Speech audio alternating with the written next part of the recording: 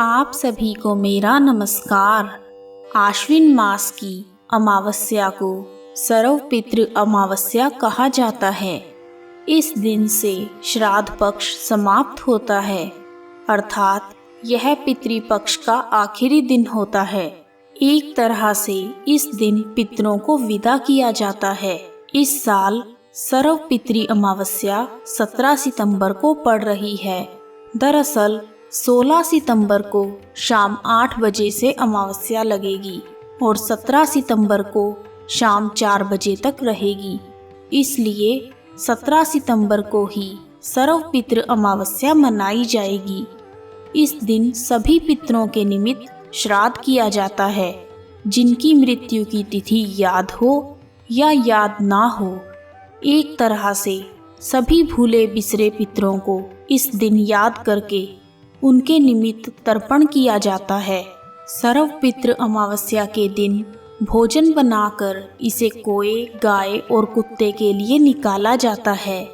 मान्यता है कि पितृदेव ब्राह्मण और पशु पक्षियों के रूप में अपने परिवार वालों द्वारा दिया गया तर्पण स्वीकार करके उन्हें आशीर्वाद प्रदान करते हैं। पितृ अमावस्या के दिन विद्वान ब्राह्मण को आमंत्रित कर उसे भोजन करवाना चाहिए। साथ ही जरूरतमंदों को भी अन्न का दान करना चाहिए। इस दिन गोदान का विशेष महत्व है। आइए अब सुनते हैं सरव पितृ अमावस्या की एक पौराणिक कथा।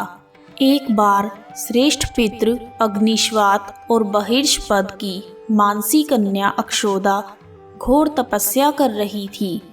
वह तपस्या में इतनी लीन थी कि तपस्या करते करते 1000 वर्ष बीत गए। उनकी तपस्या के तेज से पितृलोक भी प्रकाशित होने लगा, जिस वजह से सभी श्रेष्ठ पितृगण प्रसन्न होकर अक्षोदा को वरदान देने के लिए एकत्रित हुए और अक्षोदा के पास गए। उन्होंने अक्षोदा से कहा, हे पुत्री, हम सभी तुम्हारी तपस्या से अति प्रसन्न हैं, इसलिए जो चाहो वह वर मांग लो। लेकिन अक्षोदा ने पितरों की तरफ ध्यान ही नहीं दिया। वह उनमें से एक अति तेजस्वी पितृ अमावसु को बिना पलक झपके निहारती रही। पितरों के बार बार कहने पर उसने कहा, हे पितृगण, क्या आप मुझे सचमुच वरदान देना चाहते हैं? इस पर तेजस्वी पितृ अमावसु ने कहा, हे अक्षोदा, वरदान पर तुम्हारा अधिकार सिद्ध है, इसलिए बिना किसी संकोच के कहो। अक्षोदा ने कहा, हे भगवान, यदि आप मुझे वरदान देना ही चाहते हैं तो मैं आपके साथ आनंद पूर्वक रहना चाहती हूँ। अक्षोदा के ऐसे वचन सुनकर सभी पितृगण क्रोधित हो गए। उन्होंने अक्षोदा को श्राप दिया कि वह पितृलोक से पतित होकर पृथ्वीलोक पर जाएगी। पितरों द्वारा ऐसा श्राप दिए जाने पर अक्षोदा पितरों के पैरों में गिरकर रोने लगी। अक्षोदा के अश्रुओं को देखकर पितरों को दया आ गई।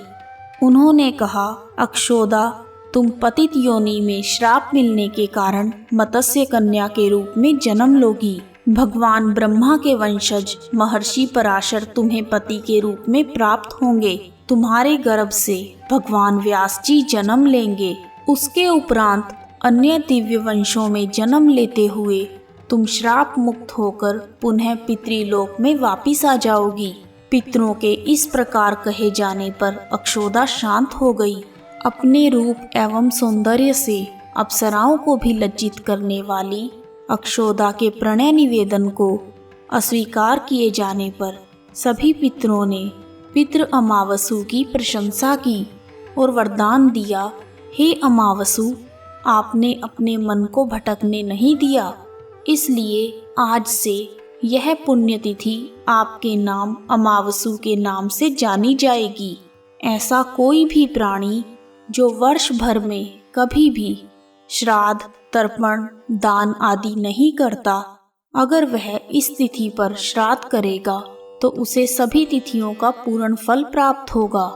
तभी से इस तिथि का नाम अमावसु अर्थात अमावस्या हो गया और पितरों से वरदान मिलने के कारण अमावस्या को सर्व पितृ श्राद्ध के लिए सर्वश्रेष्ठ पुण्य और फलदायी माना जाने लगा। कथा समाप्त। कहानी सुनने वालों का भी भला और सुनाने वालों का भी भला। ओम सर्व पितृदेवताभ्यो नमः। ओम प्रथम पितृनारायणाय नमः। ओम नमो भगवते वासुदेवाय।